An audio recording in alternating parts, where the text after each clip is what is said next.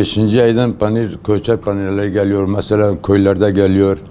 Panir getiriyor, depoya getiriyorlar. Biz de buradan muhafaza olarak alıyoruz. 5. ayın 11. aya kadar panirleri alıyoruz. Parayla alıyoruz der ki bedava mesela. Koruyoruz suya bakıyoruz.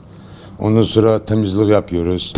Taze panir geliyor buraya. Ondan sonra biz de buraya bakımları yap. 2 ayda bir sefer bakım yapıyoruz. Suya bakıyoruz. Başka bir şeyine bakmıyoruz. Evet. Sadece suyu eksik olursa bırakıyoruz üzerine. Öyledir. O paniri bozmamak için. Muhafaza etmek için buraya getiriyor. Muhafaza olmadan zaten panir dışarıda 3 günde kalamaz. Bozuluyor yani. Tadı dinleniyor. Tadı daha güzel oluyor. Yani ne kadar kalırsa o kadar daha güzel tadı oluyor. Hala alıyoruz abi. Hala devam ediyoruz. 8. 9. aya kadar panir geliyor yani. 9. aya kadar taze panir geliyor buraya. 11. aydan sonra başlıyorlar abi. 12. aya kadar son veriyor yani. Fiyatlar iyidir abi. Fiyatlar mesela büyük tulumlar 25 kiloluk 650 milyon, 700 milyon, 600 milyon o aradan alıyoruz. Yani ufak matalar 350'dir, 400'dür, 10 kiloluk. Odur, fiyatlar odur şu anda. Kira ücreti oluyor, evet. Mesela bu depolara koymasalar zaten panir alamazlar, yiyemezler yani. Öyle sana söyleyeyim. Odur yani panir mesela depolar muhafaza etmeden olmaz. Panir depolara gelmezse zaten köylerde gelmezse şu anda sıcaktır hava. Sıcak olduğu için artık mecburi depolara getiriyorlar. Biz de kuruluyoruz orada. O panire bakıyoruz, suyu tamamlıyoruz. Yani biz Elesine yani. Yok bozulma olmaz inşallah Allah'ın izniyle. Bozulma olmaz. Havasa depoya geldiğin takdirde bozulma olmaz. Biz fiş burada kesiyoruz.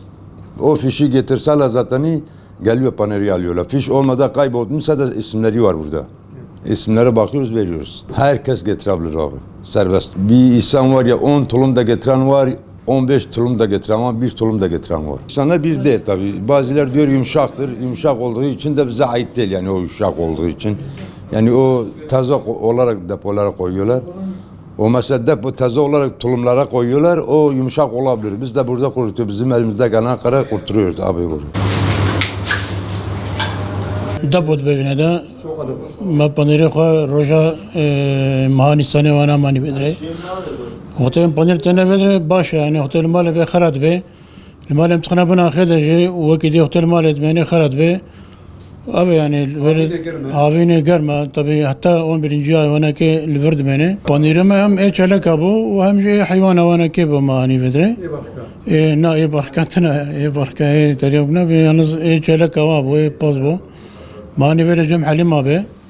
وهؤلاء مطر هم اي مظلوم انا مبتوش كيبون حتى اون برنجاي وانا كي ام تند بنجوادره اون برنجاي وانا حلم ابي تليفوني معنا فيش الدماء ام حقيقه ددن وهؤلاء يعني وعطيكم دسان انطر بانير ام المال ام تشتكن سلافك برنسري خويتكن وام تنفذ حشك تبي خوش تبي يعني طماي خوش يعني بس